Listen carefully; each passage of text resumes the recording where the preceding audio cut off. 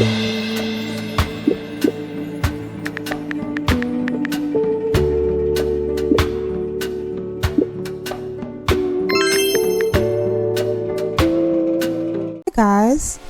it's your favorite mystic, TheSirenSayz, and welcome back to my commentary channel where I talk about movies, TV, and soon-to-come books, everything that I like, dislike, the good, the bad, and the ugly, and everything all through and between those brains of media. So this is just a little bit of a disclaimer, a little bit of an intro to this video. Considering that next week, High School Musical, the musical series season 4 will be coming out, I decided to just make a video with all of my opinions. I might cut out the endings and the beginning and maybe a little bit of the middle.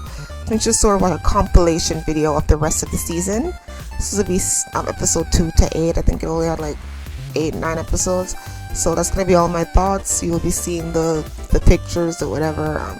Mind you, in 1 or 2 of the videos there's some like audio issues because this is like before I have the audio that I had now. These are old videos, but I did want to get my thoughts out before season 4 came out, just so you could know where I stand with most of the people in the show, and just so that we could enjoy it. Alright, okay, also disclaimer, the show is not real, these people are not real, please do not get in your feelings. If you disagree, just say, hey, I don't really agree with that, and put Y below. That's all you gotta do. Sometimes y'all be having a point, and I like reading your comments, so talk knowing that maybe I could see where you're coming from, and not with, oh my god, how could she say that? You know what I mean? Okay. Anyways, yeah, so this is the disclaimer. So if the audio is weird, you know why. And I hope you enjoy the video. I did want to post them one by one, you know, maximize content or whatever, but I'm like, you know what, who cares? No. Plus, I'll be really cringy in this video, so, you know, any opportunity to cut them down a little bit is good for me. But of course, you know, you get a little cringy because you enjoy something. Anyways, thank you guys so much for watching and enjoy the rest of the video. Let's get into it. Susul. What's up, guys? Favorite mystic, TheSirenSayz. Drop that little let it go. Ooh, is that it there? Anyways, this is the next episode of High School Musical, the series, season 3, episode 2. Let's just get into it. So I'm enjoying the show so far, like it's giving. I loved Gina's little song in the beginning, talking about how she just wanted to, you know, put herself out there musically. Ashlyn, shut up. Okay, Ashlyn, shut up. Talking about, oh, this is Gina 1.0. This is the Gina she was before her arc. Shut up. Like, actually shut up. Look, Gina is allowed to actually not be second. She's allowed to be with somebody who wouldn't pick her second, okay? She's allowed to try and be the lead in a role instead of being an understudy. She doesn't have to be under Nini's feet every 5 seconds. And you know, Ashlyn, you're so rude for that, because you got your star moment, right? You were the best singer at the time. You got it. Well, let me not say that. Nini wasn't at the school, so you got your time to shine. Well, Nini isn't at the camp, so let Gina get her time to shine. Yeah? Okay. Thanks. Yeah, sorry, that kind of annoyed me. It wasn't a lot of scenes, it was like 2 scenes. It was like, oh, Gina 2.0. And then the show tried to validate Ashlyn's claims by Gina being a little bit insensitive with some of the advice to the little girls who liked her. Like, oh, you're enemies now. And it's just like, I guess that's supposed to validate her stupid claims. Like, nobody cares. Anyways, Ricky is here. As usual, nothing is happening. They just had this kind of awkward moment, and she solidified that they're just gonna be friends for right now because that's all she wants to be, and that's fine because it shows that she is loyal. I don't really need her cheating on EJ the first 5 seconds of this show. We don't need that. However, as long as she's feeling a little insecure about Val, this new bitch, about Val and EJ, I'm sure EJ will feel jealous between her and Ricky at some point. So I do like that she's being loyal, but I do like that the show is setting up that both her and EJ kind of have something to worry about. Now, on EJ's side, I'm not completely sure if she has that much to worry about, because the girl doesn't really seem like she's into EJ. She just seems very, you know, business as usual type thing. But it was said that they do have a history, so I'm here for the drama. Anyways, I sound like EJ when he was singing Do You Want to Build a Snowman in the Huddle. So EJ is struggling. He doesn't know what to do, how to be a director, which is interesting. I'm kind of disappointed in Carlos's character. Writers, he was like up Miss Jen's ass for the last 2 seasons. If EJ needed help directing, she should have just gone to Carlos. Now I know Carlos is more of an assistant director, but that's a hell of a lot more experience than just somebody who's an actor. An actor probably has 10 to 20% directing experience, meaning they can do it. But somebody who's an assistant director has about 70 to 80, depending. So Carlos could have helped out. I know they wanted to introduce the Val character, so they're making her help, and they want to put some importance on Maddox, so they made her give in a suggestion or two. But Carlos was just like the obvious helpmeet. Or I thought Gina would help because she's so type A. I figured she would know how to do almost anything because that's kind of how she was characterized in the first season, as somebody who knows how to do a little bit of everything, like jack of all trades, master of none type thing. So I was just a little confused as to why you showed all these characters to be so capable, but then when somebody like EJ, who isn't that capable, needs them, he has to go to outside sources. But then I guess that they're just doing that to help characterize the new people, but I don't know. Do better. Anyways, so Gina and Ricky, they're not doing anything right now, and I'm okay with that. The Jet character, that nigga had a good voice, okay?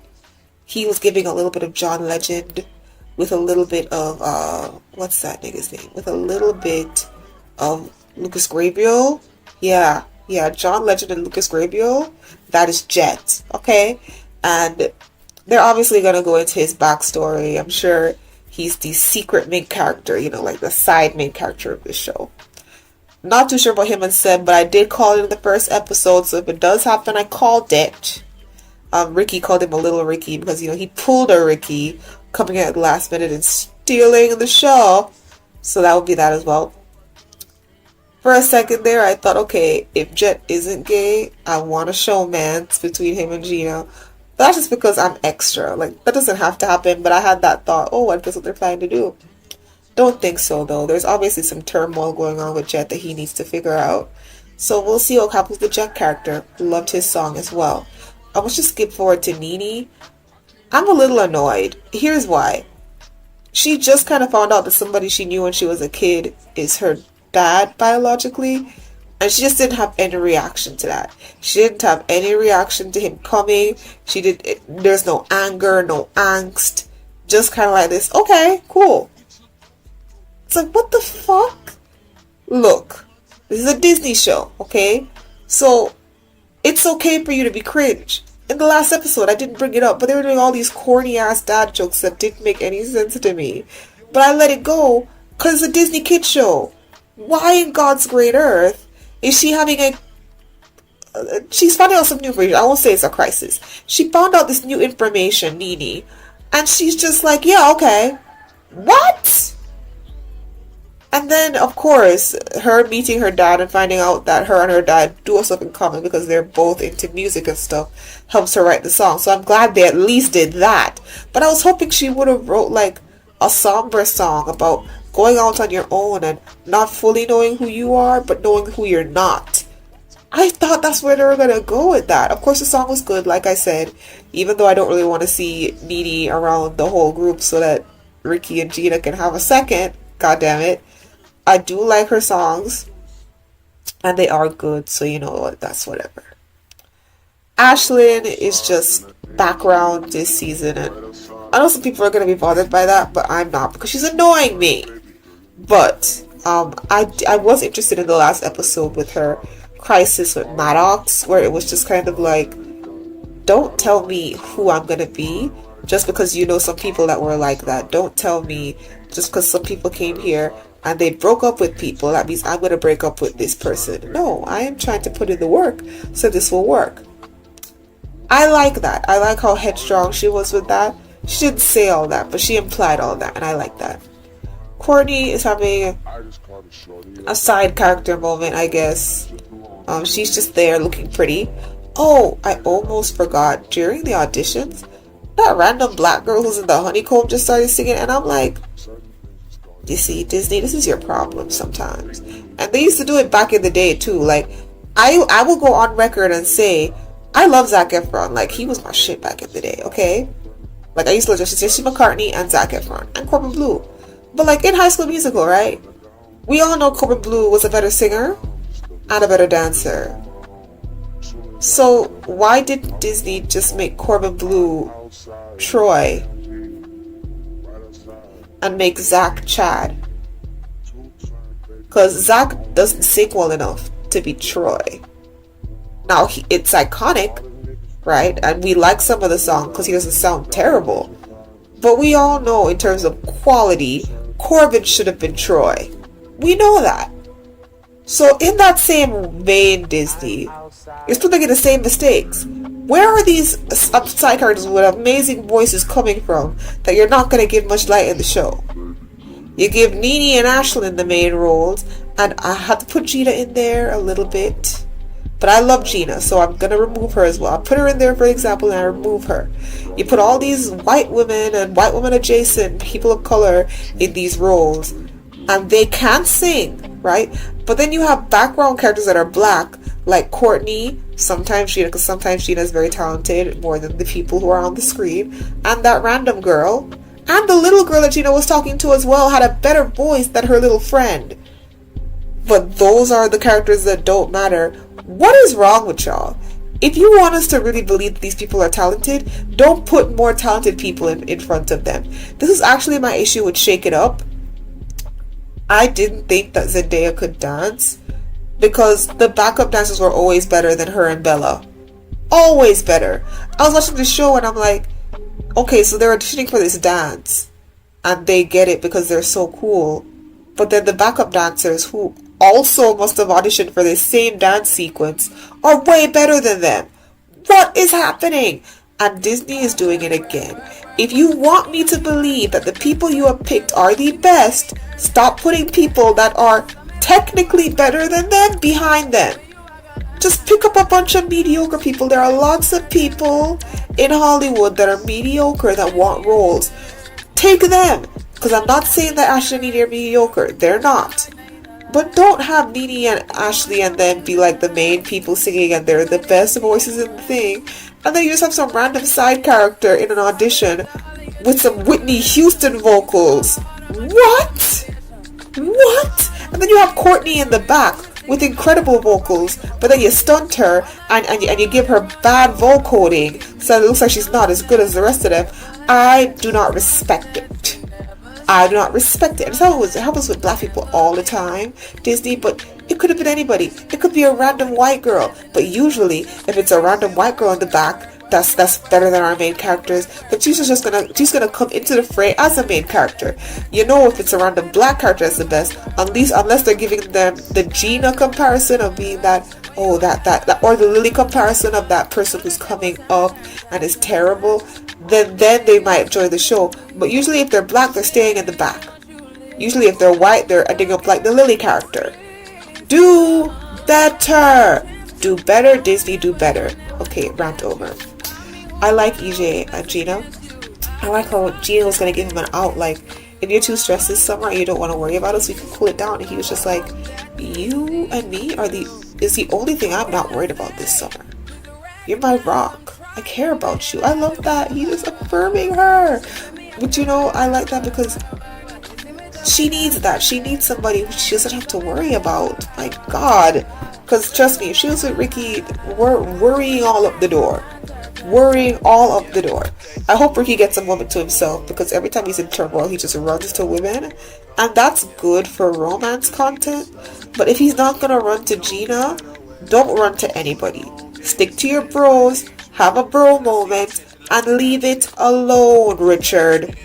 Leave it alone, Dick Grayson. Leave it alone. Okay. What else did I want to talk about today? I think I ran through every character in some way, shape, or form. Oh, something's going on with Maddox at the end. Like it's giving Friday the 13th. Like she's doing some weird voodoo stuff. I don't know. Whatever. We will see what's going to happen in the next episode. I am excited. I'm about to watch the next episode right now and then do my last voiceover And then maybe when I get back home from work, I'll watch next episode and do another voiceover. Anyways, guys, thank you so much for continuing watching this with me. And I know I got on Disney a little bit and ranted a little bit. That's only because I really like the show and there are some things that they don't have to do. You know, with all this inclusivity, why are black people still in the back? Why? Anyways, thank you so much for watching this episode. We'll see you in the next High School Musical, the series episode. Because I am enjoying this season and I do want to see where things go. Anyways, goodbye, Simmer Susu. Oh my god, P.S. The girl that plays Shiko in Kim Possible is Nene's other mother. I was like, oh, that was almost a bigger cameo than Corbin Blue. Almost. Shiko! Oh my god. Bye. Season 3, Episode 3 review. So this one was a little bit more down to earth. They were having the newbie night where they all go into the woods. So you know it's just going to be a bunch of bonding, discovery, things coming out. People, you know, regular that one night band camp type stuff. Not like American Pie, let me stop. So, it looks like Ricky and Gina are getting a little closer, but it's not romantically. But, you know, Arena supporters, we take any scene they have together and be like, the way he looked at her at scene 5, frame 6. We're crazy. But I love it though. I think EJ's just starting to realize that they're alone together, and I think it's bothering him, which honestly, I understand that. So, he's worried about that. That was close to the end of the episode. Maddox and Jet are related. I don't know why I thought that Jet was the friend that she alluded to having that she's no longer friends with. But apparently Jet's just her brother, and he's apparently the problem child, and she's sick and tired of having to take care of him. And also sick and tired of him getting the limelight because he's the one with the problems. So I think that's really interesting. No, I'm lying. The whole time I was rolling my eyes at Maddox. Because, you know, it's one thing for her to have some social anxiety where she's not really social anxiety, but like social awkwardness where she might say something inappropriate at the wrong time, so it's hard for her to make friends. But it's a whole nother thing to like see that your brother is struggling and then be mad that I guess he's getting the friendship thing better than you. I kind of get it. Because I kind of got what she meant when she said she wasn't everybody's cup of tea, and she hated that. You know, she hated that, you know, it was hard for people to connect to her, whether she tried or not. Because, like, I identified with that somewhat, but I can't necessarily identify with being that mad at other people. Like, sure, twinges of jealousies come and go, and you could be upset at a sibling, but, like, to this degree, like, I don't think... Like, hearing everything that Jet had to say, I feel like they kind of tried to minimize what he was going through. Like, oh, yeah, that was a dumb story. I don't know if it is. Also, side note, just like I brought up in the last episode, where, like, usually if somebody sings really well, they end up either becoming a villain or they get thrown to the wings as a side character. If it's a guy that's like the best singer you've ever heard, usually he becomes a main character or a villain. Like the Lumiere guy, and now Jet, who becomes main character energy. So that was, you know, good to have that validated, okay? So Maddox, I don't really know how I feel about her right now. I get it, but then I also don't get it, so there's that. EJ is going through it, and it's like nobody understands that he's going through it. They're just like, yeah, we know you're stressed, but like put down the stuff that's stressing you, even though you need to get it done, and just have fun with us. And it's like, come on. But there was a scene, I'm glad I remembered it, the scene where Ashlyn and Ricky were getting on him about stuff, and then Gina came to be like, yeah, you should come with us. And he kind of just like put them in their place, you know, put Ricky in his place, told Ashlyn what she wanted to know, and then put her in her place. But then when he got to Gina, he calmed down. He was just like, Gina, I noticed it. I don't know if that was a director choice, like scream, soften, but you could see that like he didn't want to direct his anger at her, so he let his anger out on the other two, and then just like calmly was like trying to get her to go away. I loved it because it means that even when he's in turmoil, he's always going to try to be sensitive to her and put her first, and we love that. You see, this is why I like EJ. He has changed. He's become a better person. Okay, and Gina became a better person too. Anyways, so like I said, this is great. I'm loving it. Looks like Ricky and Gina are kind of in this middle ground. I don't know what's happening. Maybe we'll see. Jed is opening up, and I actually like that. He's funny. He's interesting. Let's see what's gonna happen at this camp. Let's see what's gonna happen. Ricky had a moment of, what's the word? Queer baiting, acting like he would have been down to be in a gay relationship with EJ if it was acting based. Like, Disney, relax. Either do it or don't. Like, don't allude. What are you, Nickelodeon? Anyways, Ashlyn was going through, I thought it was really interesting, you know. Before, she figured she was especially a side character, and then the show subverted expectations by making the big girl the lead. And now she has a Gina 2.0, sorry, Gina 1.0, where she's like, so I'm not the lead again? I'm not in an important role? Girl, get over it. You were literally the main focus of the second season. Now it's Gina's turn. Apparently Gina and Courtney, because Courtney is Elsa. I'm so happy about that. I'm so happy about you to have.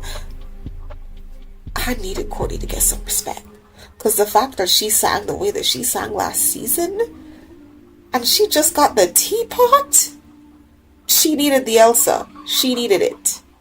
So I'm very glad that she got Elsa. I'm all about it. I'm glad that Gina got Anna, and I know that they're not harping on it right now, but I did see that Ricky got Kristoff, so there's going to be an obvious slight showmance there, and they're not focusing on it. Like, EJ isn't like, he's Kristoff, like they're not focusing on it, because they're probably just going to use the episode to like mildly bring it up, and then probably focus on it when they start doing the show. But like, I saw that, writers. I saw that you're trying to slip in some more arena time. I'm kind of here for it. I don't know, I'm conflicted. When it comes to the whole smelling the roses theory that I have, there has to be some amount of time spent with the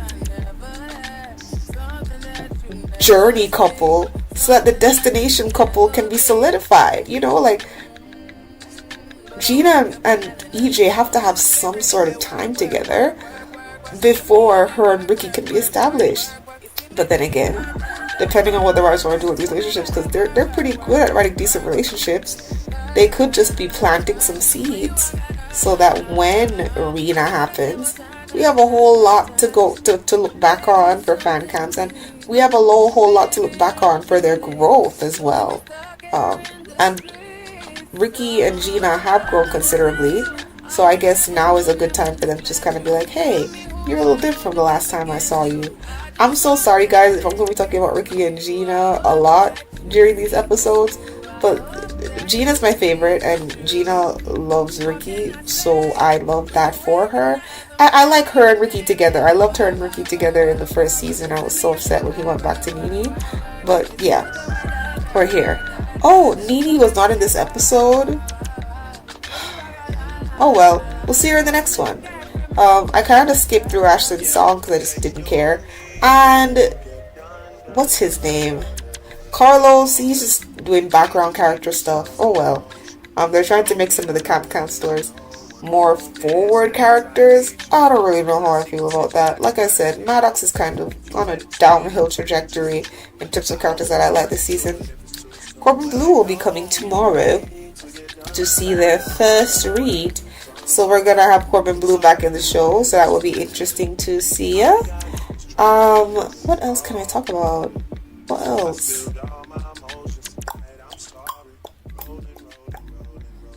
Honestly, I like this episode. It was good.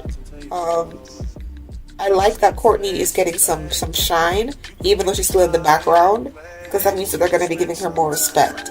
And I need that. So that's great. We love to see it. This one was a lot.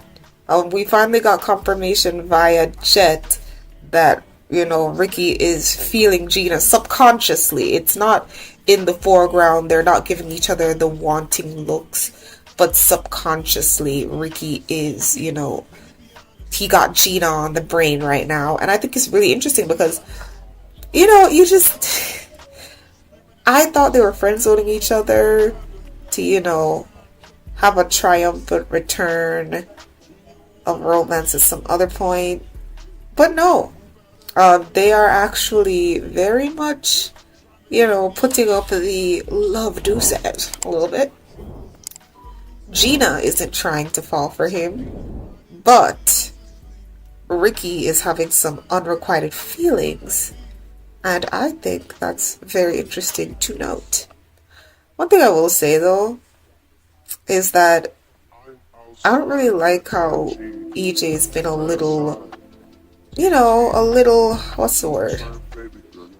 A little insecure this episode. And it's okay, I like it to a certain extent, but the whole thing about, him still being jealous of Ricky, it's kind of weird because it's like, yeah, still jealous of Ricky. Like, I don't know. Like, I feel like in the same way that I understand Gina being jealous of EJ, right? Because who knows what could happen? She doesn't know him well enough yet.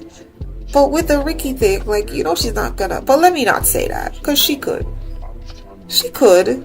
I wouldn't want her to, but she could. I will say that this episode was really interesting because of the themes. Like, with Courtney, I really didn't expect her to be going through what she went through. I guess it really is a commentary on, parents growing up kids that feel like they need to have it all. They need to be excellent in school and be excellent in their extracurriculars, and everything needs to be perfect. And in that, she's struggling. Thought it was so cute when she was speaking with her mom, holding the little cheetah in her hand, just showing all the little Disney references that she obviously is on par with. But honestly, I want Courtney to be happy. She mentioned something about Howie probably being out with other girls, and I was wondering if she was being subconscious or if it meant that because he went off to college they broke up amicably. Yeah, that whole dumb thing about how you can't be with somebody if they're going to college and it's a separate college from you because it's just not going to work. I hate that. So if that's what happened with them, because it's just it's a TV trope that people bring into real life, and so now it's a stereotype that people can't work out. And so if that's what happened with them, I'm really pissed about that, because it took me a second to warm up to the Howie thing, but I'm here now. Okay, I'm here now. And I feel like she deserves to have some main character energy, some real romance. Don't just give her some half-baked relationship and then put her back to side character territory. And we know what side character territory is. That is when somebody is just on the side. Relationship doesn't matter. They don't get a relationship, or relationship isn't that important. And so they'll easily just get together and break up with people because it doesn't matter. Make Courtney matter. Okay, you're giving her some character development now. I like it. But keep it up and make her matter. You know what I mean? That's what I gotta say about that. Ashlyn is trying to get on Val's good side. At least now we know that Val is not trying to get with EJ. So that's good. Maddox. Carlos thought that Maddox liked Jet, and I'm just like, I guess I wasn't the only one that thought that something was going on. I didn't think she liked Jet. I thought Jet was a friend. Maddox is gay, which tracks, you could tell. But I still don't like Maddox. I'm sorry. She's not giving, common sense to me. She's just not my cup of tea right now. Jet is back because his parents forced him to come back. And we had that fateful scene where he put Ricky in his place and said, yeah, are you mad at me or are you mad because it's going to affect Gina? Which is really interesting because it means that, like, he's proactively upset because it's going to affect somebody that he cares about. QED Gina. I am very happy about that because, it's giving. It's giving. Look, I really like those two together. And so anything they do to push it forward, I am ready for that. I'm so ready for that. So we gonna see what happens with that. Carlos is still background character. I hope they keep it up with Courtney so that she doesn't go back into background character. They're sort of sidelining Ashlyn, but she's not full background character. She's just trying to figure out how to navigate different friendships with her metamorphosis at the camp. So we'll see how that goes. Still no more Nene. And you know what? I was okay with it. You know, give me a break. Okay, we love Nene, but we don't see her all the time. Olivia Virgil got a busy schedule. She's like, Ariana Grande. Anyways, I really like what's happening with Ricky and Gina. The way that they're the start of something new, and I'm ready for it. I'm ready for it. I kind of hate that they're forcing EJ to go into his villain era because he doesn't want to disappoint his dad. He doesn't want to disappoint Gina, so he's willing to start drama to help the ratings, which is actually really sad to me personally, but I get it. He has to do what he has to do for these ratings. I just hate that this might be the catalyst for their breakup. You know, like, oh, let's put him in his villain era, and then she'll just break up with him, and then that'll be it. And I don't know how I feel about that. You know, sometimes with these type of relationships, the breakup, it needs to make sense. Like, for example, in Gossip Girl, when Dan and Blair were together, and yes, I'm one of the few people that enjoyed that because of the smell there roses thing. Like, I knew she was going to end up with Chuck and I wanted that, but I thought her and Dan were very interesting and I liked them. The fact that one of the reasons that they broke up is because he brought out the best in Blair, but he was becoming a worser person. Not necessarily because of Blair, because everything that happened, and being with Blair and being sort of more entrenched into that life brought out a different side of him. And so as he became a worse person, their breakup ended up occurring naturally because she was being a nicer person and he was being an asshole. So they weren't commingling anymore. So in that way, they ended up breaking up that walk in the park, that smelling the roses, in a way that felt more organic. I don't really want them to just kind of regress EJ's character to please his dad, and then that ends up being why he ends up, you know, not being able to be with Gina. I don't really know if I like that, but we'll see. I'm not completely against it. I don't hate it. I just wish they could find a better way to break them up, because like I said, I'm Rena High, but I was enjoying EJ and Gina. Like, when they sang Love is an Open Door together, like, I was cheesing. Like, it was so cute to me. Like, I was so here for it, so here for all of it.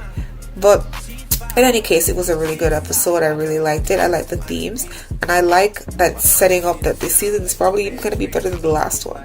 I liked it. Ricky made mention of going on a date with Lily, which means that he was actually seeing her, and I'm very, very, very not happy about that. Like, what the fuck? I thought they were just friends. Like, he was actually dating her. Ricky,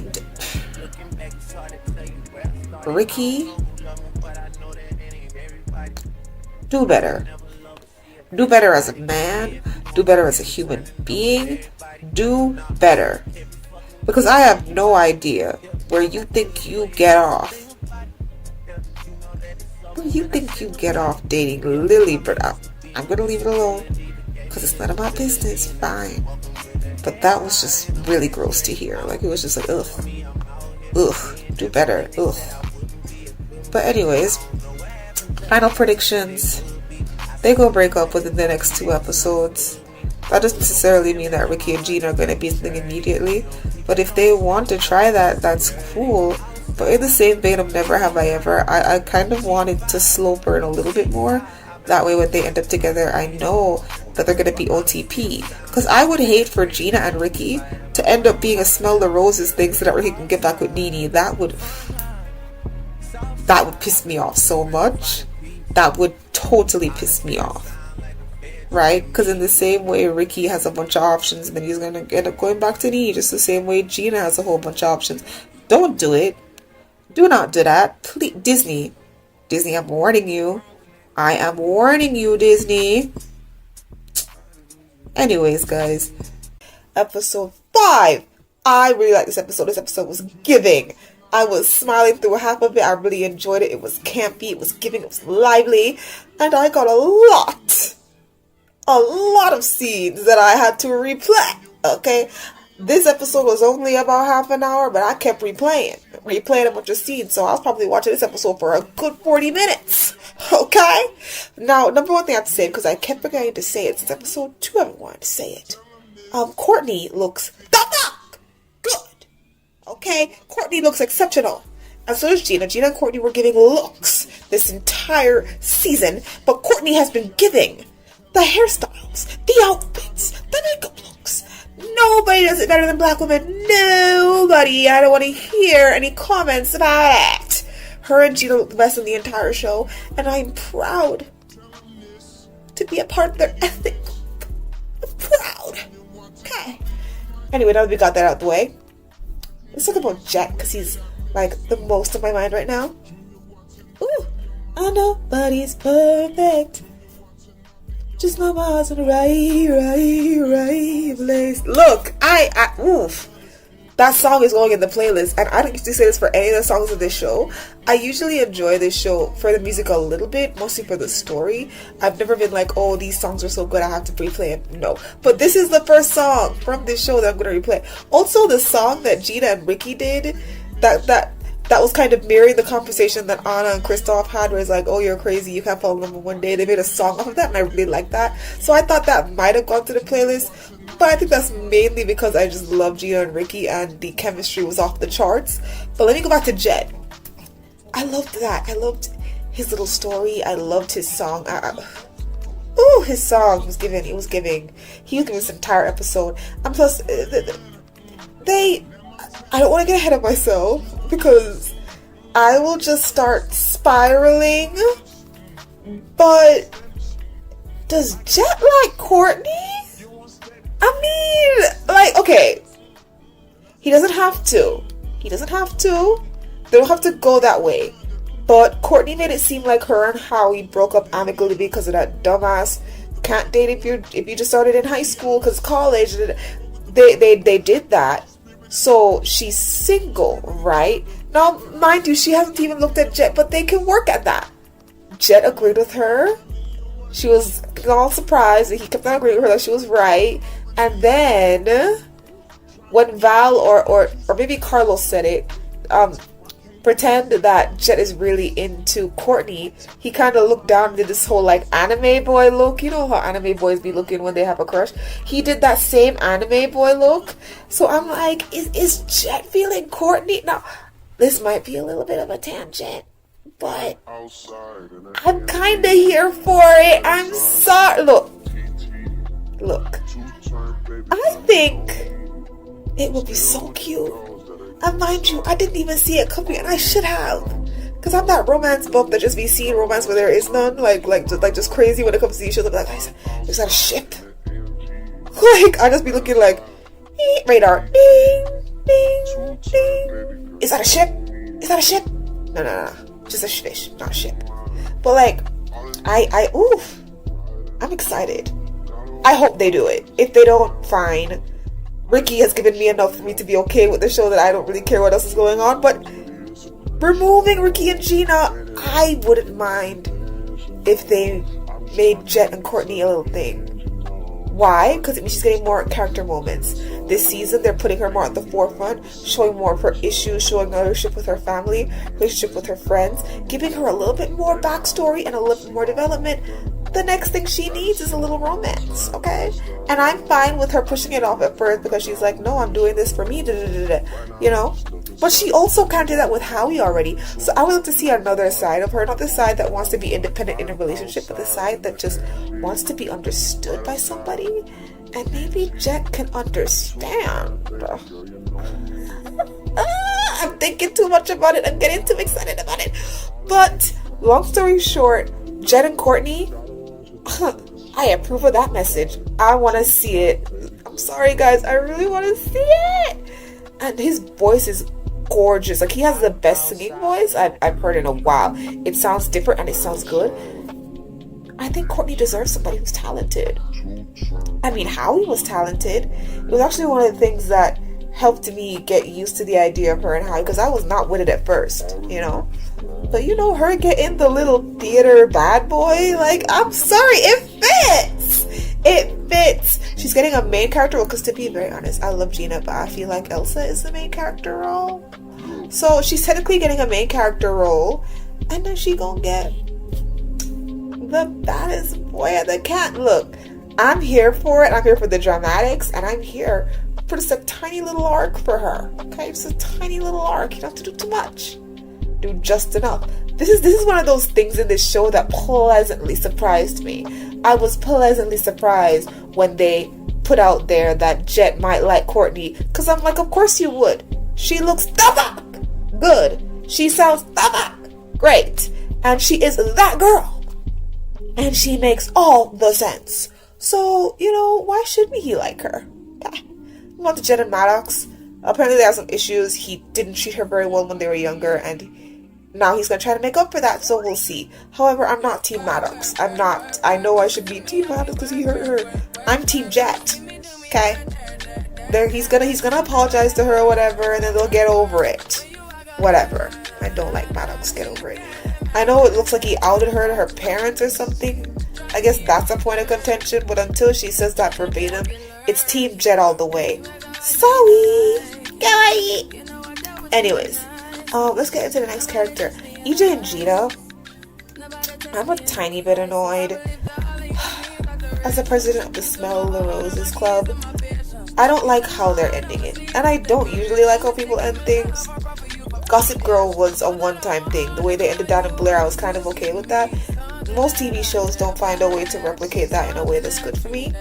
I get it. He lied, you know, but then he told you that he only lied because he was actively trying to make sure that that truth was not a truth anymore.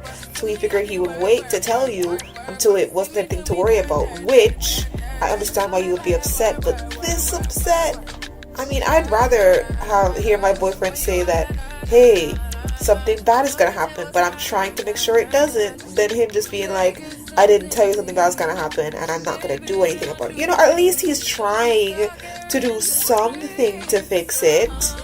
Come on, think, girl, think. Anyways, I was kind of upset with her for being angry, but it's okay. She can be upset. They're just gonna use this to break her up. After what Ricky said, they're going in that direction. I have no idea why they're doing it now. Mind you, it's season 3, so they can do it now without it being rushed. But, like I said with Never Have I Ever, I don't know how long this show is going for. So if they do it too fast and the show gets renewed for like 6 more seasons, you really think they're gonna do what I would like to see, which is showing the ups and downs of a relationship that everybody wants? No, they're not. They're gonna pull a freaking Vampire Diaries and put one of them to sleep, ixnaying their relationship until the end. Anyways, so yeah, that's what's going on with EJ. Sad face, sad boy. Let's get into Gina. She's going through it, but I just want to talk about Ricky right now. So let's get into Ricky. He likes Gina and he is coming to terms with it. When he said, I might not have been acting when I was pretending to be crushing on Gina, I flipped out. Why? Because Ricky does this thing, especially when it comes to Gina, where he acts like he can't see what's right in front of him. So I was kind of shocked that the writers allowed him to say, there may be some feelings here that I've been avoiding. I'm like, you're really gonna let him go there? You're really gonna let him go? Oh my god! Like I said, I do enjoy her and EJ, but at my core, I am a Gina Ricky supporter. So I kept replaying their song when they were staring each other's eyes. But Gina's strong as hell the way she was grabbing that man up, flinging him across the room. When they did that little dip, they did make it dip, make it dip, make it dip, make it dip. Let me stop. We don't like Tiger like that. But when they did the dip, and everybody was like, awkward. The way he was looking at her. And that's the thing. She was looking at him all normal.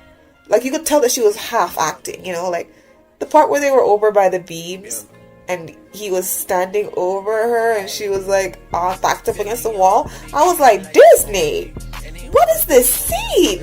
Now, I know it was a song, but dare I say there was sexual chemistry? Disney, these kids are barely 18. What is this sexual chemistry? Am I watching Nickelodeon? Yes, because Nickelodeon is more the type to give more sexual chemistry. That's why a lot of people freaked out over Nene and Ricky's kiss in season 1, because it was like you could almost see that they were using tongue. Like, it was a lot more sexual than, you know, what Disney regularly does in a live action context.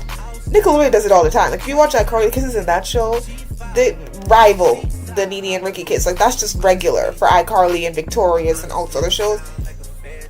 Drake and Josh, bro, that nigga Drake was kissing 3 women in an episode, and almost every time it was with tongue. So to see this, you know, innuendo being pushed in the middle of the song, I was just like, Disney, I don't, what is happening? I think I like it.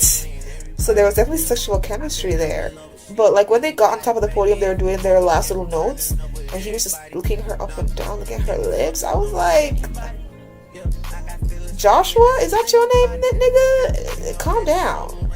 I know you not dating Olivia no more, but god damn. There was some obvious chemistry on his side, is what I'm trying to say. It wasn't just Gina playing up to the role to make EJ jealous. I still like that. Talking about Gina, I still like that she's not openly trying to just flirt around with Ricky. She's literally just being friendly with him. I like that. Because, you know, I would rather if they break up because nobody cheated, I'd rather that. Because the cheating thing makes it all messy in a way that just degrades their character. And considering that Gina and EJ had so much character development, I would rather their breakup not happen because they went into old evil habits, you know? Okay, so Ricky was staring at her up and down, and then he admitted to Carlos that he might have feelings for her. Or he does. He does have feelings for her, and he told him not to tell anybody. But then the camera guy caught it. I was like, oh shit! Like, they're in trouble. We's in trouble now.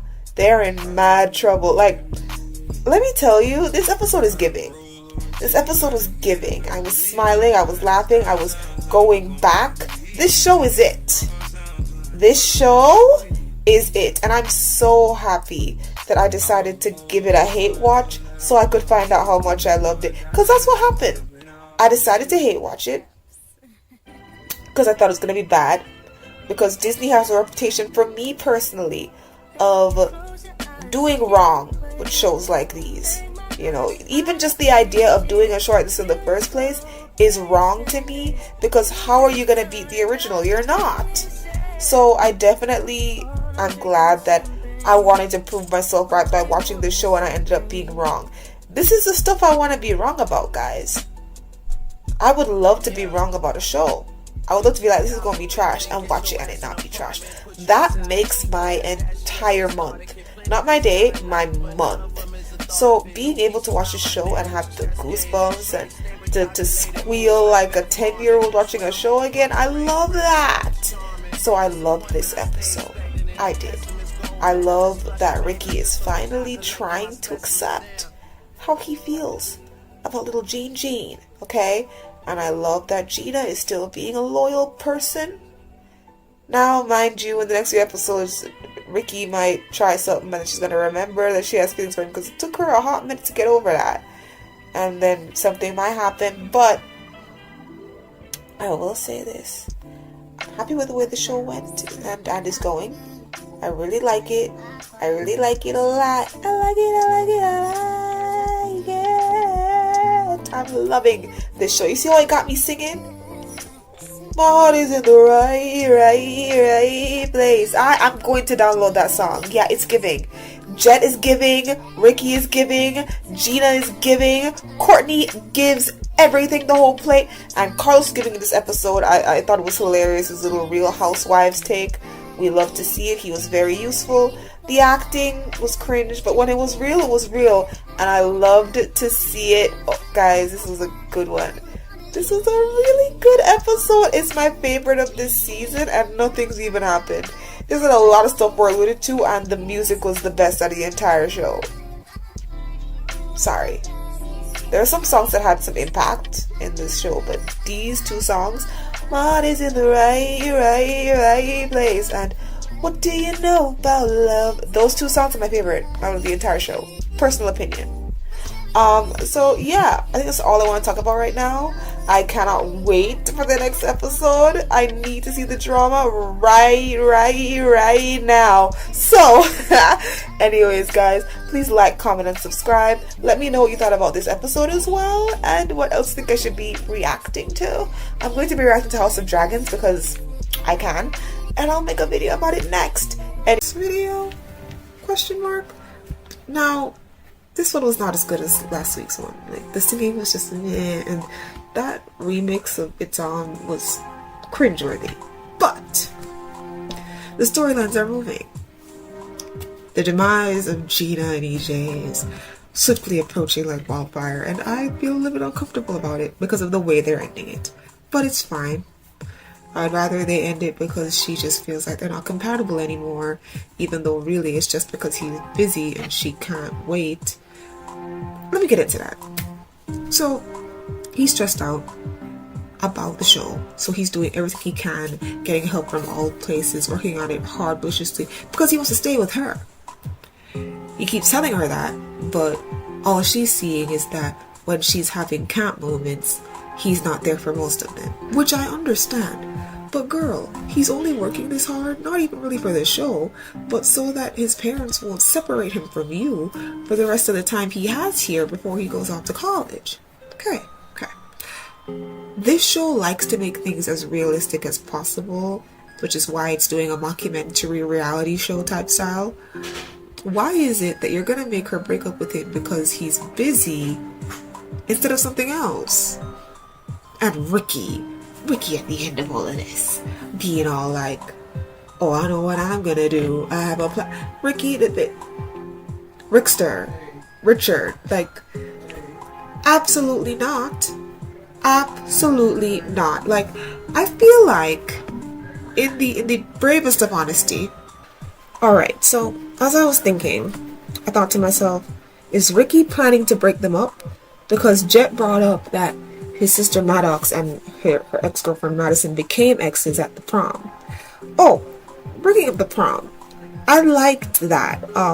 It was sad that EJ kind of said no, but he said no because that prom thing is like, you don't take dates, you just hang out. I like that because people can really feel a way. They wanted somebody specific to ask them and it didn't happen. So I'm really happy about that, to be super duper honest with you. I'm happy about that. It's cute. However,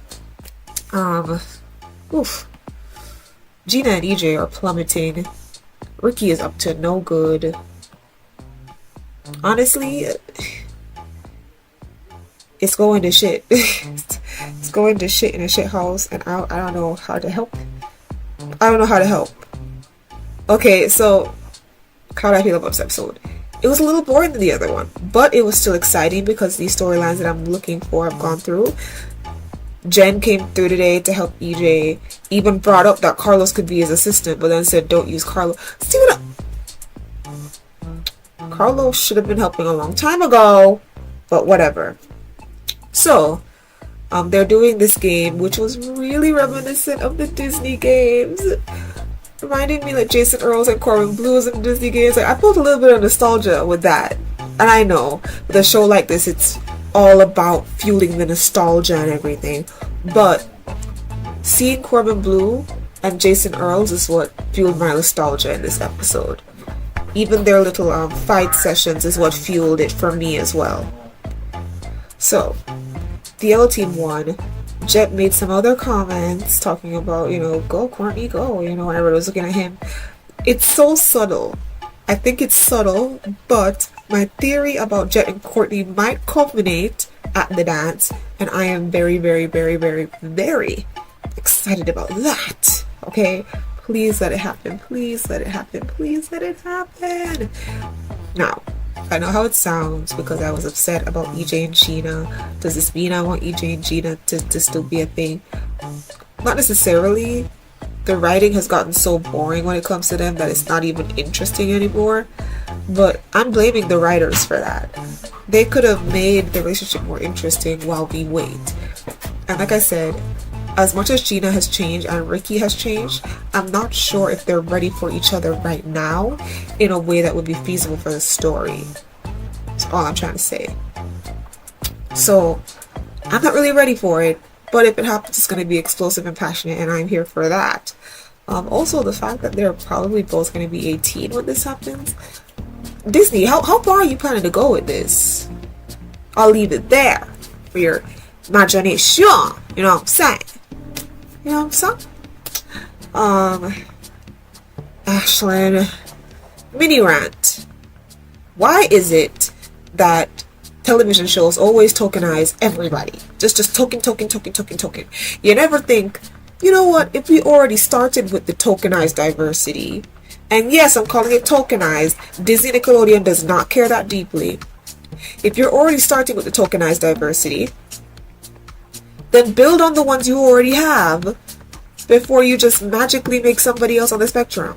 And I know because it's the real world, it's kind of realistic for a kid in these days, for a Gen Z in these days, to think that they're straight, and then they have an encounter and they're like, oh, maybe I'm not straight. But Ashley's in a relationship, and I don't like the connotations of her being like trying to be there with her boyfriend, and then you just sick us from day one with the people always break up with who they're with when they come to this camp. They always find a new person at the camp. Like they gave those vibes heavy from the minute this camp thing was a thing. And I don't like that. It's not that I love Ashlyn and Big Red, but I like people who have a level of loyalty. One of the reasons why I'm a little bit more okay with EJ and Gina breaking up is because at the very least there is no cheating going on. It looks like she's just going to end up dumping him because she's feeling this distance and she's just gonna cut it. Why are you forcing Ashlyn to have feelings for this girl when she's still with Big Red? You could have at least started out the season with some arbitrary, me and Big Red are falling apart, so I took a break for the summer, you know, a la Nini, and then have her fall for the girl or whatever. Or, like I was thinking, you could just give Carlos more screen time. Now, not saying that Carlos needs to be the only gay person there, but like Carlos and Seb don't really get enough screen time. So why is it that you are already throwing away your LGBTQ characters to bring somebody else into that group? It's lazy writing and it's tokenizing. It's like, okay, we don't really want to focus on the gay character because we just made him a stereotype, so let's make one of our straight characters queer, and so we can just hand-fist that storyline and throw it out there. You're not hand-fisting it to me. So now I don't care about Ashlyn anymore. I don't care. Like, you can do whatever you want with her, but this season you've been making her act really weird. And the fact that she's acting weird because she's into Blondie doesn't make any sense. I can't even remember the girl's name. She's so insignificant. And you're making Ashlyn like her? Like, what in the world of common sense? What? Whatever. Final words on that part. I'm not with it. I feel like if you already have the characters there and you have them there for possibly the wrong reasons anyways, just use them. That's all you have to do, is just use them. You don't have to force in other characters just so that you have more of it there. Because here's the thing, that will stop the writing from being good. That will stop the writing from being good. Because all you're doing is putting more narratives up there that aren't written well. And the people in LGBTQ, they don't need more badly written stories where at least they're included. This is not 2003. You know? Now they actually want to be thought of with care. And their stories to be built on with a level of time and trust. They don't want to just be like, well, since we don't really want to give Carlos more screen time, let's just make Ashlyn gay for 5 seconds. And mind you, the story could be interesting. Her battling her feelings for Big Red to her newfound feelings for Blondie. But to me, it doesn't really matter. It doesn't really make any sense to me. nobody cares. I don't care. Like, what's the point of all of this anyways? Like, what is the point of any of this anyways? Okay. Honestly, I'm disappointed in the writers because so far they've been pretty solid, but now I'm just like, ugh, what the fuck? You want to make it better? You want to make it better, writers? Make Courtney and Jen a thing, and I'll forgive you. I'll forgive you. Now, I could be wrong, and maybe they are doing a long-form story with Ashlyn being bisexual, possibly, or maybe gay the whole time, because, like, did she really like Big Red, or did she just like what he did for her? They could go into that, and if they do, then that would be more interesting. But I just feel like it was just a last-minute thing to add more diversity and not something that was very well thought out. However, I am down to be proved very, very wrong. What else do I feel? I feel like Miss Jen's gonna break up with the dad because they don't have anything in common apart from the sexual attention that they have for each other. And she might just get with Mr. Mazzara because even though they're very different, they do have a lot more commonalities. So we will see about that. Ricky is having a fucking plan for the dance. I don't know what the fuck it is. I'm scared to death because Ricky's a little bit of a rebel at heart. Like, I don't really want to see him get in the way of Gina and EJ. I want Gina to leave EJ on his own. And then they're talking one day and she's like, oh, I'm not with EJ anymore. And then Ricky just makes a reckless move. And then she's like, why would you do that? I was just sorry to get over you. And he's like, over me? And like, I would want it more that way than like him making some unscrupulous plot to get her to see him that way. Because Gina spent like 2 years obsessing over this man. And he was like ignoring her and playing around with her feelings and stuff. So I was kind of happy today that he was crying over Gina a little bit. Because I'm like, yes, bitch. You deserve to cry over her. Look at what you did. Look at what you did, bruh. Look at what you did. You deserve to cry over her a little bit. But I feel like it would be better if they did it slowly than just have him assault her with feelings. Because it took her a while to get over her feelings for him. And so I really do hope that the writers take this with care and don't just, throw things around when it comes to this relationship, because it's my ship of the show. Okay, Rena is my ship of the show. So you better do it with care and caution. I let what you did to Gina, the way you let Ricky disrespect her in season 2, I let it slide because you gave her multiple menses to choose from, okay? But don't ruin it again by making their coming together ham-fisted. Put the hams back in the pig pen. Put the fist down. Ain't no ham-fisted in here to that. Okay? Ain't no ham-fisted in here to that. Okay? Anyways, guys, that will be it.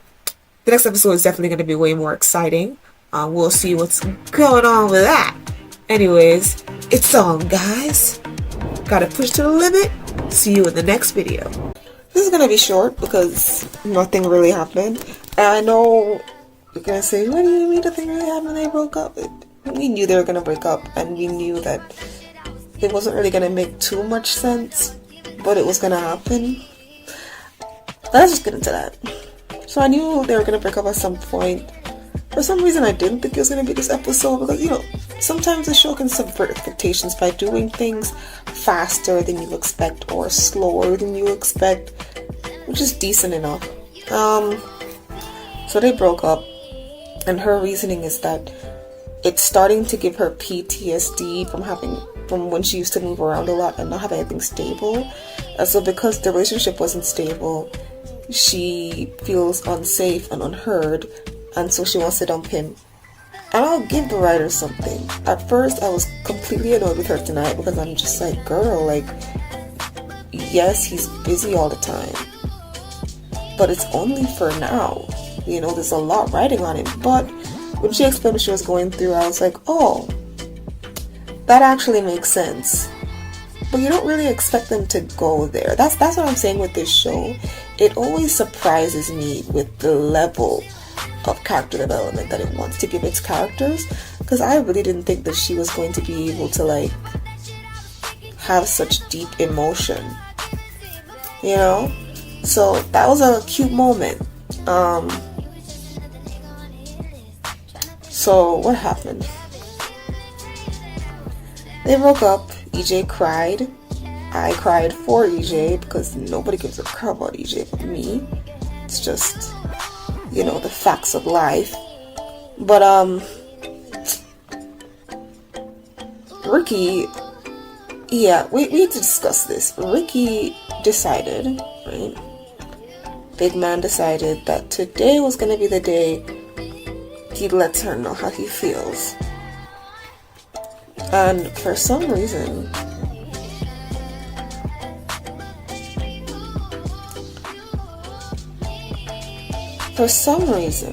right? He felt like, alright, I need to find a way to contextualize this because I'm a little confused. Why is it that he felt, alright, he got a burst of courage to try to tell her what was going on when he thought her DJ was still okay, but then also decided not to mention it when he finally had a valid excuse to say something? Now, I know it's murky because maybe he just wanted to tell her so that she wouldn't, not maybe, he just told her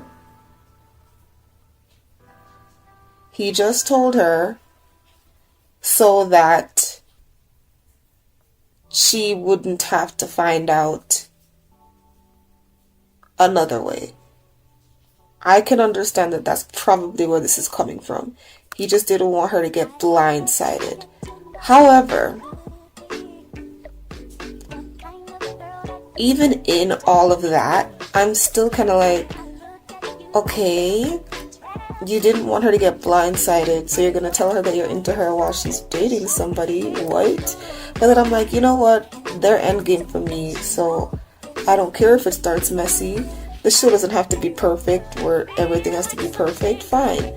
And then as soon as I'm okay with it, he just gets like a burst of conscience or something, and he's like, no, she's hurting, he's hurting, I can't.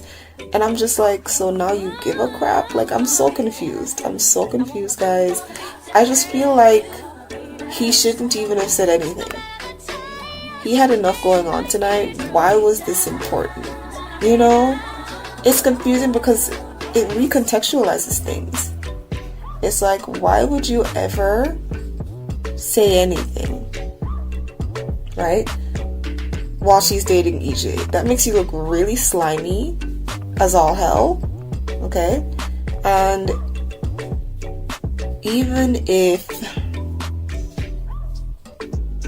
you're just doing it so that she doesn't get blindsided when she goes home, right? Fine. Okay?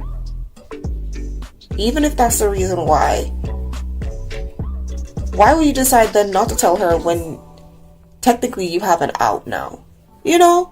Like, technically, he can tell her now, and it would be less messy because she's not dating EJ anymore. And yes, it's fresh, and yes, it's raw, and maybe in real life, they could end up back together in a week. But it's not going to change the way that you feel. So to me, it was this weird gray area where I understand, but the reasoning was clunky. And you guys know me, I don't like to have to search for reasons why a character is doing something.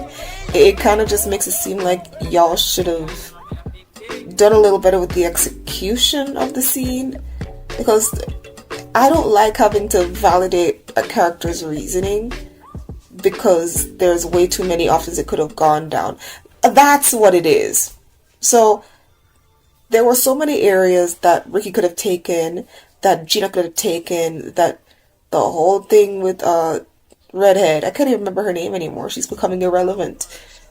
There's so many different ways that these characters are taking that when they're not doing what I want, I just end up being confused and a little bit annoyed, because I'm like, okay, what do you want me to do? Like, what do you actually want me to do? Because I'm just like,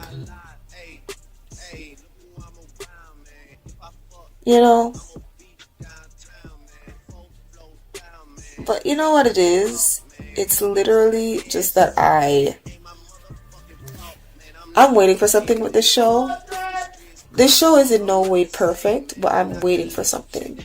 And because I'm waiting for it so patiently, sometimes it's hard to enjoy stuff. Like, this episode just really wasn't hitting for me. Like, and just another paradox that I want to speak about, that's the music.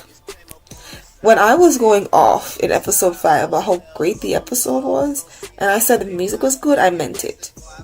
Now, I'm going to tell you right now, apart from some of the times that Nene sang, and maybe 1 or 2 times when Ricky sang,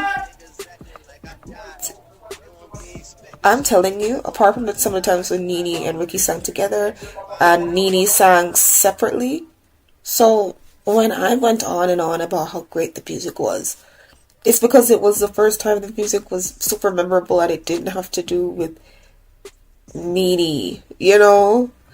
And because Nene isn't exactly my favorite person ever, like, I don't hate her at all. It's just like, yeah, Nene. You know what I mean? So for me, there was definitely a version of this where I was just like, oof.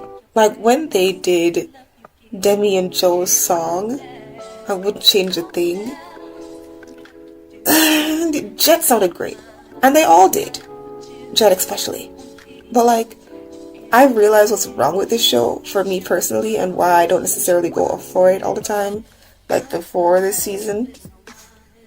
It's because like most of their remixes never really sounded good. Their voices sounded good, but the music behind it made it sound more spoofy than like, ooh, something to add to the playlist. And I know I'm probably alone in this, and other people probably love, you know, the music and everything, and I'm completely alone with this.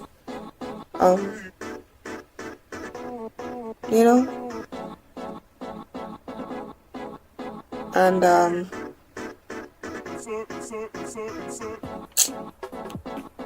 I feel like it's okay to be different. And please don't be mad at me for this, guys. I'm not saying that these people are untalented. They're very talented. But for some reason, even though all of these songs are Disney songs, it's almost like because they don't have the right to do it, the remixes sound like obvious remixes, and it's just not that fun anymore. Yeah, so Redhead is completely out, I guess. You guys know how I feel about that. I don't care. I feel like they should just give Carlos more screen time if you want representation. You know, give him an actual storyline. Don't just throw Seb in, as nice as that was, for fan service. Whatever. Everything is amping up. Maddox is finally starting to see where her brother is coming from because he made every effort. So, good that she won't be walking around anymore, I guess. And, yeah. Sorry this didn't sound as great. This episode didn't excite me, didn't make me happy. I feel sad for EJ and Gina because of how they ended, but I do understand it. So I'm not really in a happy mood, which sucks because yesterday when I was at work, I was like, I'm about to come home and watch this show and it's about to make me happy and give me the energy to make all these videos, and it's like, nah, it's okay. Anyways, guys, this episode was just okay. It was just a pathway to all the drama that's going to be happening next. So it's not a bad episode. It's just a jump off. It's a platform that is being used to launch the show in other directions. Okay?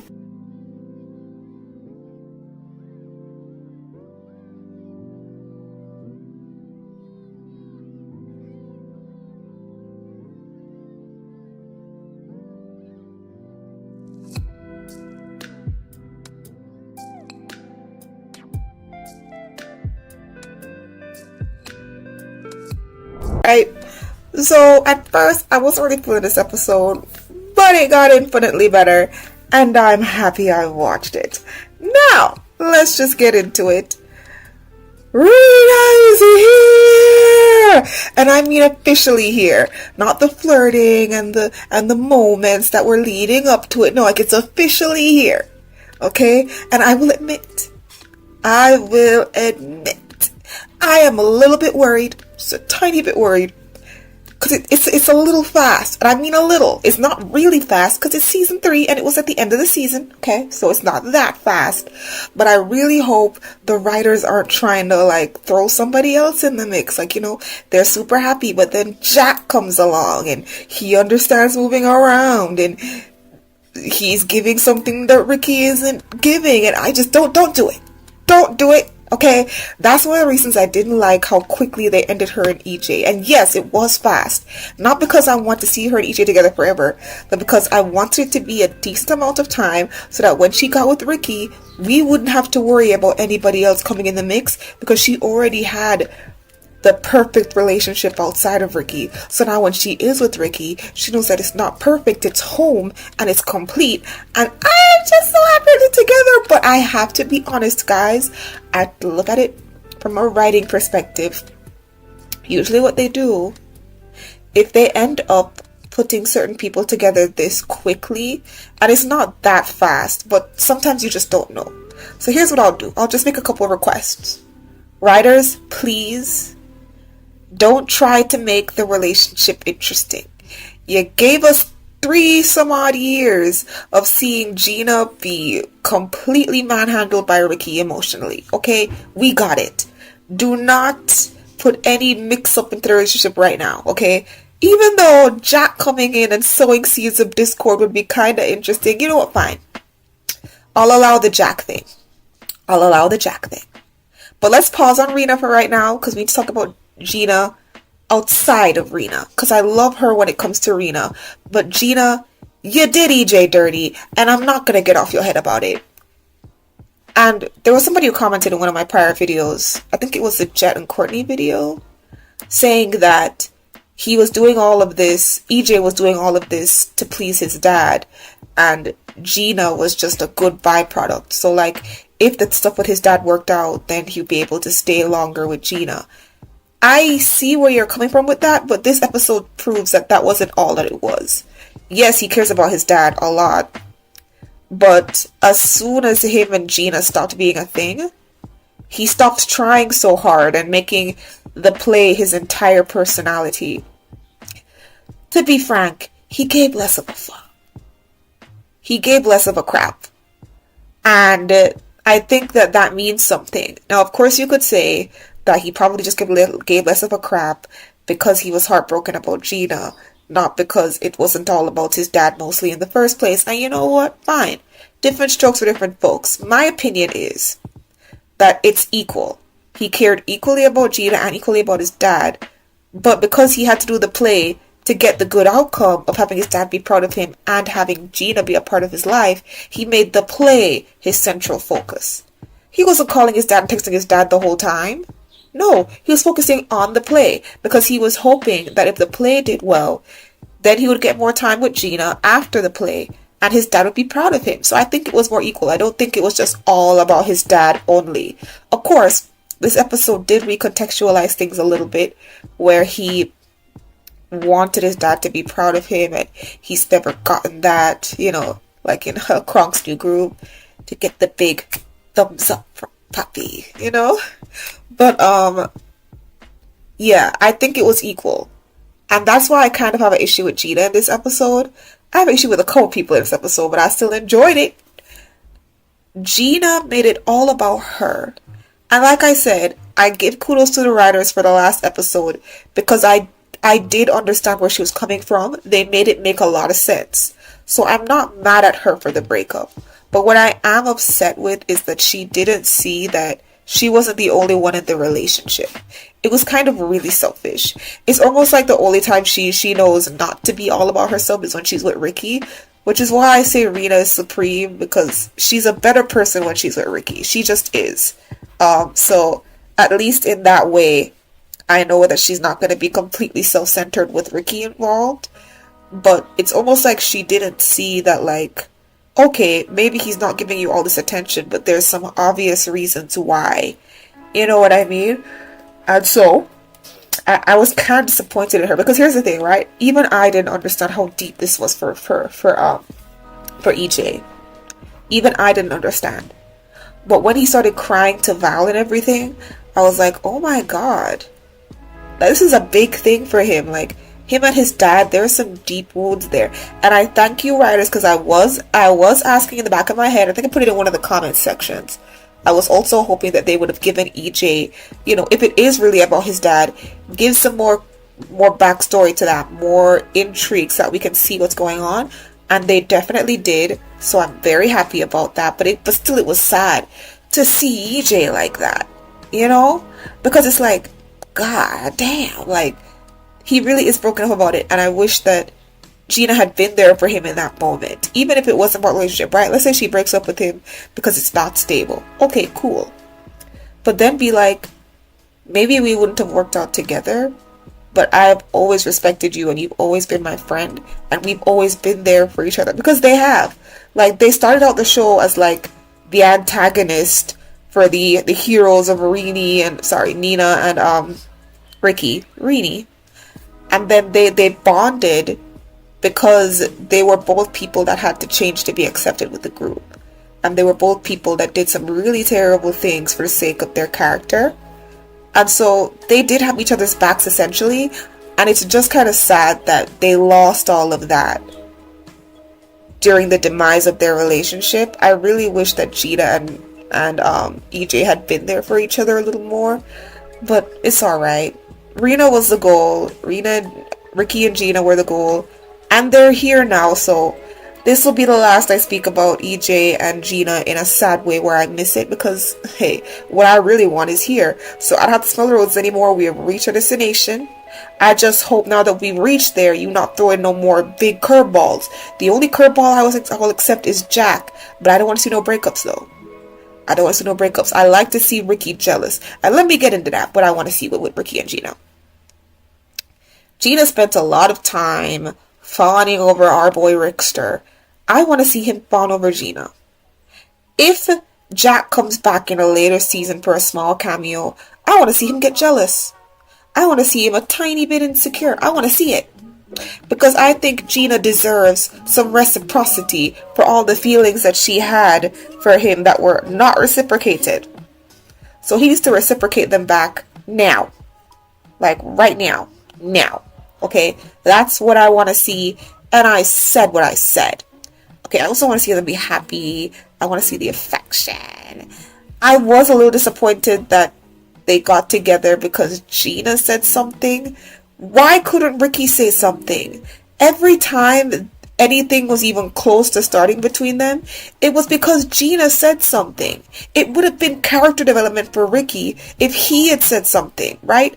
Even with the little plot hole of it being 1 month later, the plot convenience or whatever, you could have had him come up to her and say all of this. You know, and then probably have her say all that after. Like, after he misses his feelings, he's like, you know what? You're home to me. I'm not wondering. I'm not unsteady. I'm unsure. I'm sure of you. Like, have her say that after he admits his feelings. Him telling Jet that he likes her, it's not enough. Because you still had Gina out here simping for this man, and then him still doing the bare minimum. I don't like that, and I'm not going to forgive you for that, writers. You should have made him be the one to come up to her. I think it's really sad that she's still the one who has to be pushing for this relationship. It's making me kind of shaky on the foundation. The foundation is not strong, and this is why I'm telling you guys, it happened a little too quick. Because why was she the one that had to say something? Why was he really going to just walk away? Like, what? Ricky, what is going on in your head? What is happening? Sing a song or something. Let us in there. Anyway, I'll shut up for now. I'm just glad they're together. I'm glad he decided to let it be. But I was really worried when he heard that Nene was here and he had that same starry-eyed look that he had all the way back in previous seasons. It really worried me. So I'm glad that Nene just gave him the little card and left and didn't even say nothing to him. Because I don't got time. I don't got time. Speaking of Nene, girl, I'm just leaving the show. And, you know, I don't care about that. What I care about is her friendship with Courtney and how one-sided it is. Courtney was going through it. And one thing that I will say is that Courtney going through what she was going through was actually a really good tie-in to her playing Elsa. Because it made sense that since she's playing Elsa, she would have to feel that way. And it actually made her playing Elsa make a whole lot more sense. Because since she's playing Elsa and she's having all this anxiety and mental stress, you know,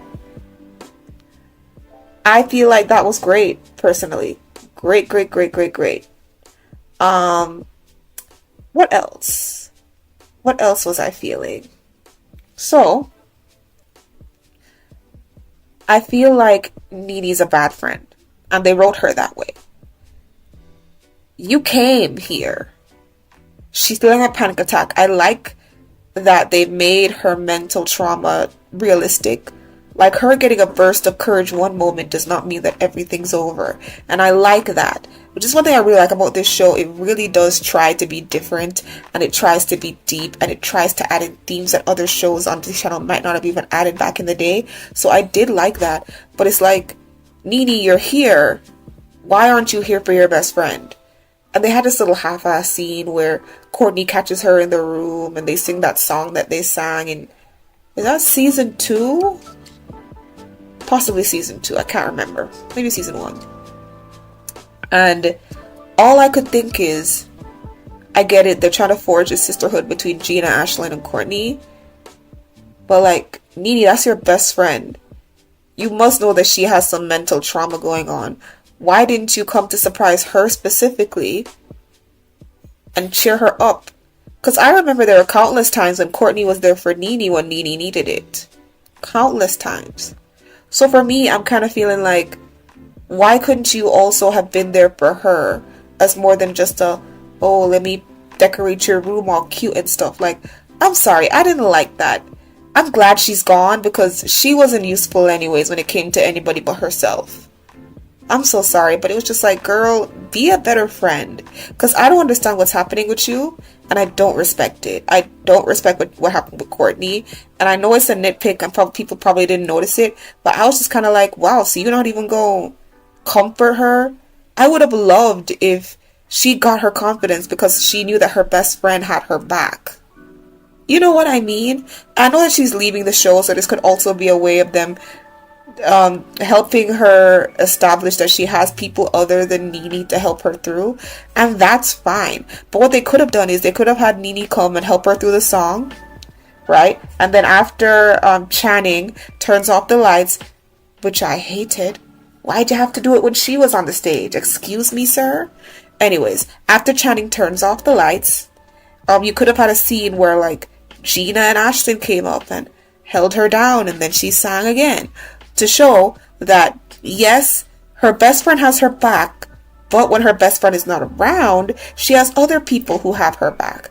I feel like that would have been a good way to show that her and Nini's friendship is not one-sided, while also showing that since Nini is leaving, she still has another support system.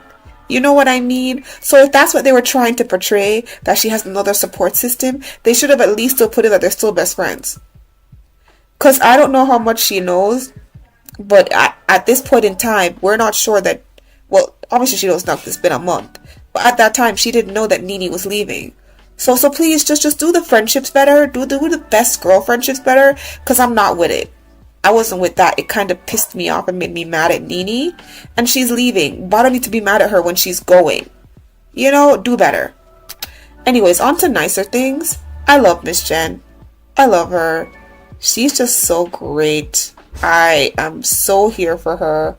I was just really here for her being back in the show in general and just helping everyone out, being like a Yoda, giving everybody wise words of wisdom.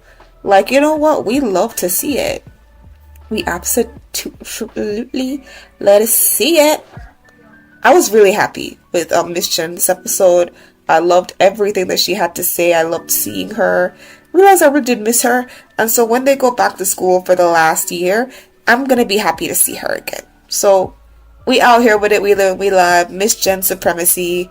And for next season, I can't wait to see what her and Mr. Mazar are going to look like, because I'm kind of here for it. A little bit. Not heavy. Oh, talking about ships that I'm here for. When they were showing the smashed together pieces of dialogue, Channing showed a clip of Jet saying that he was in love with Courtney. I replayed that scene about 5 different times. Because I want that. Now, of course, nothing happened after that. Courtney went because she was upset about other things that happened, and Jet ran off with Maddox. But if this is a cue that they're gonna start something very slow, I'm very happy. You know I ship Courtney with Jet. You know I do. I don't have to talk about it again. I just do. Okay? It is just me. Okay? Talking about Courtney, I loved her Let It Go scene. I mean, the special effects were giving. I mean, I felt like I was watching Avatar: The Last Airbender and Burr Island players. Like, the effects were decent. I was feeling that. 1000% the effects were decent. Yes, they were. Yes, they were. Alright, so I was definitely loving all of that. Loving all of that completely. Let me see. Carlos is a non-issue. Doesn't really matter. I liked the way his hair looked in the time skip. I like the way everyone's hair looked except Jet. You know. Ashlyn. Side note, Big Red came. And she didn't tell him about her becoming bi. But he came out as bi. And that's funny because while I was watching the show, I kept thinking to myself, you know, it would kind of make more sense for Big Red to be in the LGBT than for Ashlyn to be in the LGBT. Like he just gives me more of that vibe than she does. And then for him to come out as bi, I don't know. Personally, if I'm dating somebody and they come out like that, I would probably break up with them because what happened? Did you flirt with somebody while we were together? You know, which is why I don't really respect Ashlyn right now. I feel like they should break up and explore whatever they want to explore since the writers are forcing this on us. They should just explore what they want to explore because I don't really... Like, how did y'all both find out about this while you're dating somebody? Like, that's to me, that's messy. That's so messy and weird. But, yeah, whatever with them. I don't care. Ashlyn straight up lied to him, making it seem like everything was okay. And we're gonna leave that alone. What else? I don't think much else really happened. This was a good episode. It was still kind of a lead on to the future, but it was a very interesting lead on. Jet and Courtney better have some more screen time together because they kind of just do this thing where Courtney's just reacting to Jet's affection and then nothing happens. Do something with it, writers, because I'm actually here for it, so do something with it. I'm just saying. Damn. Oh, also, when Corbin sang that song, Every Day, the first thing I thought was, bro, like, this is giving Corbin should have been Troy. And I've had this thought for a long time, you know, that Corbin obviously was a better Troy because of his singing skill. But y'all aren't ready for that conversation, so we're not going to talk about it. I'm not saying Zach never should have been in the movie. Zach is an obvious Chad. And Corbin is an obvious Troy. I'm sorry. All of the help that they had to give Zach in this movie is absolutely ridiculous when they had somebody like Chad right there that wouldn't have taken so much help with. Gosh. The R word in Hollywood is just so rampant. It's insane. He still sounds good when he sings. Like, whatever. We're gonna leave it alone for now. Okay? Anyways, guys, thank you so much for watching this. I'm starting to get excited again. The last episode wasn't that great for me, but this one, it's a definite pick-me-up, and I'm really here for it. Oh, also, side note, I loved Ricky's little singing section with the acoustics. Like I said before in the last episode, I usually just enjoy seeing Ricky and Nene sing. And apart from that, nobody else really. So, you know, they were great. Loved it. Anyways, see you in the next video of High School Musical, the musical, the series. Anyways, goodbye, Simmers. Soo-soo.